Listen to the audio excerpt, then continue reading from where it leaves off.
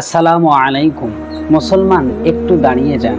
BGB সরকারের শেষ হবে মাত্র, এখনো দাজ্জাল আসেনি, তাই আপনি এতটা ভয় করছেন। কিন্তু আপনার ভয়ের কোনো কারণ ছিল না যদি আপনি আপনার রবের কথাগুলো জানতেন, যদি আপনি আপনার রসুলের কথাগুলো জানতেন। কারণ পূর্বে থেকেই আপনার রব, আপনার রসুল এই সম্পর্কে আপনাকে অবগত করে গিয়েছেন। এই কোরআনের মধ্যে এমন কিছু কথা আপনার রব বলেছেন, হাদিসের মধ্যে আপনার রসুল বলেছেন, সেগুলো জানার পরে সমস্ত জালেমদের ভয় আপনার মধ্য থেকে দূর হয়ে যাবে। এবং আমি একটা একটা করে দলিল সহ কোরআন থেকে হাদিস থেকে বলার চেষ্টা করব ইনশাআল্লাহ। আমার আপনার প্রাণপ্রিয় নবী, তিনি হাদিসের মধ্যে 1400 বছর আগে আমাদেরকে সতর্ক করেছেন।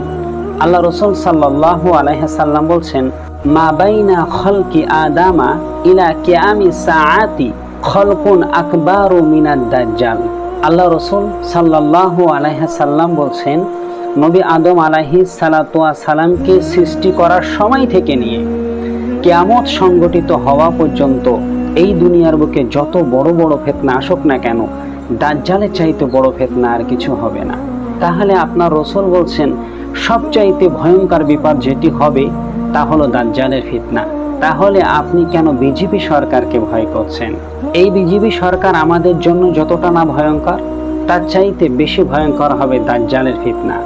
এখন যদি আপনি এতটা ভয় পান, তাহলে যখন দাজ্জালের আগমন ঘটবে তখন আমাদের অবস্থা কিরূপ হবে? আপনি বুকে হাত দিয়ে একটু চিন্তা করে দেখুন যে সেই সময় আপনি আপনার ঈমান বাঁচাতে পারবেন তো?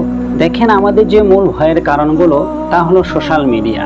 সেখানে দেখছি মুসলমানদের প্রতি অনেক অত্যাচার জুলুম করা হচ্ছে, এবং এই জুলুমগুলো দেখার পরে অনেক সময় নিজেদের মধ্যে অজান্তেই ভয় তৈরি হয়ে যাচ্ছে। ঠিক এই মুহূর্তে আমাদের কি করা দরকার? আল্লাহ পাক রব্বুল আলামিন তিনি কোরআন মাজিদের মধ্যে বলেছেন, ওয়ালা তাহসাবানাল্লাহা গাফিলান আম্মা ইয়ামালুজ জালিমুন। আল্লাহ বলছেন, জালিমরা যা করেন আল্লাহ তা থেকে গাফিল নন। আমরা মনে করছি আমাদের প্রতি এত অন্যায় জুলুম করা হচ্ছে, আল্লাহ মনে হয় এটা দেখছে না। কিন্তু আল্লাহ নিজেই কোরআনের মধ্যে বলছেন যে জালিমরা তোমাদের প্রতি যা করছে আল্লাহ তা থেকে গাফিল নন। অর্থাৎ আল্লাহ সবকিছু তিনি দেখছেন, সবকিছুই তিনি প্রত্যক্ষ করছেন। একটা কথা মনে রাখা দরকার, আল্লাহ সময় দেয় কিন্তু ছেড়ে দেন না। তাই এই সমস্ত জুলুমকারীদেরকে আল্লাহ পাক রব্বুল আলামিন যখন পাকড়াও করবেন, বাঁচানোর মতো তাদের আর কেউ থাকবে না। কিন্তু আমি আপনি ভয় করব কেন? আমাদের ভয়ের জায়গাটা কোথায়? এটা তোমরা নিশ্চিত রূপে জানি, হায়াত মউত এটা শুধুমাত্র আল্লাহর কাছেই। তিনি যেদিনে যেখানে যে অবস্থায় আপনার মৃত্যু লিপিবদ্ধ করে রেখেছেন তা পরিবর্তন করা সম্ভব নয়। ওই দিন ওই টাইমে সেই জায়গায় আপনার মউত হবে। তাহলে আমাদের মৃত্যু যদি পূর্ব থেকেই নির্ধারিত হয়ে থাকে, কি অবস্থায় হবে তা যদি আল্লাহ নির্ধারণ করে রাখে, সেখানে আপনি ভয় করলেও আপনার মউত হবে, আর ভয় না করলেও আপনার মউত হবে। বরং এরকম টাইমে, এরকম মুহূর্তে যেটা আমাদের জন্য সবচাইতে বেশি করণীয় তা আল্লাহ কোরআনের মধ্যে বলেছেন, ইন্নাল্লাহা মাআস সাবিরিন। আল্লাহ পাক রব্বুল আলামিন তিনি ধৈর্যশীল বান্দাদের সাথেই থাকেন। যদি আমরা ধৈর্য ধারণ করি, আমাদের সাথে আল্লাহ থাকবেন। আর যদি আল্লাহ আমাদের সাথে থাকে, তাহলে দুনিয়ার কোন শক্তি আমাদেরকে পরাজয় করতে পারে? আল্লাহর শক্তির ঊর্ধ্বে কোনো শক্তি নেই। তাই আল্লাহ কোরআন মাজিদের মধ্যে তিনি ঘোষণা দিয়েছেন, ফালা তাখাফুহুম আখাফুনি ইন কুনতুম মুমিনিন। আল্লাহ তিনি নিজেই বলছেন, তোমরা আমি আল্লাহ আমাকে ভয় করো, তাদেরকে তোমরা ভয় করো না। অর্থাৎ জালিমদেরকে তোমরা ভয় করো না, বরং আমি আল্লাহ তোমরা আমাকে ভয় করো, যদি তোমরা মুমিন হয়ে থাকো। তাহলে মুমিন বান্দাদের উচিত আল্লাহকে ভয় করা, কোনো জালিমকে নয়। কারণ জালিমের জুলুম একদিন শেষ হবে, আর আপনার প্রভু কোনো সময় শেষ হবে না। তার কোনো শুরুও নেই, তার কোনো শেষও নেই। মনে রাখবেন, শেষ হাসিটা মুমিনরাই হাসবে। আল্লাহ কোরআনে বলছেন, ওয়াল আকিবাতু লিল মুত্তাকিন। চূড়ান্ত সফলতা মুত্তাকিদের জন্য। অর্থাৎ শেষ হাসিটা মুত্তাকিনরাই হাসবে, বিজয় ইনশাআল্লাহ আসবেই। যখন আমাদের সম্মুখে যেসব খারাপিগুলো এখন আসছে, যে জুলুম অত্যাচার আমরা দেখতে পাচ্ছি, 1400 বছর আগে আল্লাহ রসুল এই জুলুমের জন্য আমাদেরকে সতর্ক করেছেন। এরকম মুহূর্ত অবশ্যই দুনিয়ায় আসবে, যখন গোটা দুনিয়াটা, গোটা পৃথিবীটা অশান্তিতেই ছেয়ে থাকবে। এরকম একটা টাইমে ইমাম মাহদী আলাইহিস সালাতু ওয়াস সালামের আগমন ঘটবে। আর তিনি যখন দুনিয়ায় আসবেন, গোটা বিশ্বে ইমানের কলেমা এবং মুসলমানদের বিজয় নিশ্চিত হয়ে যাবে।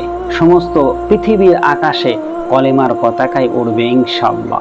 তাহলে যে জুলুমগুলো বাড়ছে, এটা আমাদের জন্য ভয়ের কারণ না, বরং এটা আমাদের সেই সুখের দিনটা যে কত সন্নিকটে তার পূর্বের একটা বার্তা, পূর্বের একটা আভাস। আল্লাহ কোরআনে বলেছেন, ইন্না মাআল উসরি ইসরা, অবশ্যই কষ্টের সাথেই স্বস্তি রয়েছে। কষ্ট শেষ হওয়া মাত্রই, যখন কষ্ট আসে তখন আমাদেরকে ধ্বংস করার জন্য নয়, বরং এই কষ্টের পরে সুখ অপেক্ষা করে। তাহলে অবশ্যই এই জুলুমের পরে আবার শান্তি ফিরবেই।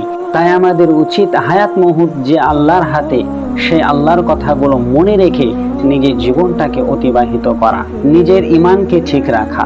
আল্লাহ সূরা বানী ইসরাঈলের 7 নম্বর আয়াতের মধ্যে তিনি বলেছেন, যদি তোমরা অন্যায় না করো, ভালোভাবে থাকো, আল্লাহর নাফরমানি না করো, ঈমান নিয়ে যদি চলতে পারো, তবে অবশ্যই তোমরা শান্তিতে থাকতে পারবে।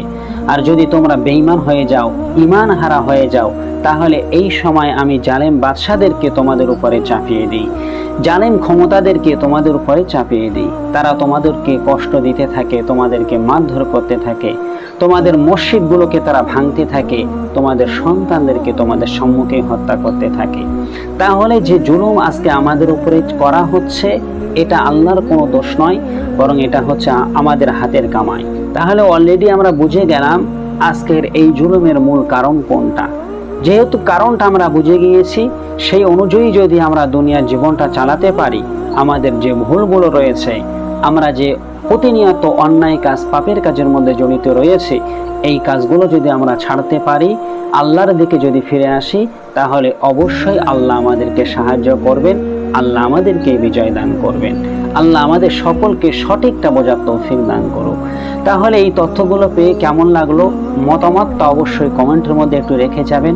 ভালো লাগলে একটি লাইক দেবেন আর অন্যদের কাছে একটু শেয়ার করে দেন। আর নতুন নতুন এরকম ভিডিও পাওয়ার জন্য অবশ্যই চ্যানেলটা সাবস্ক্রাইব করবেন। ইনশাআল্লাহ আগামীতে আপনাদের সাথে আবার দেখা হবে। আল্লাহ হাফেজ।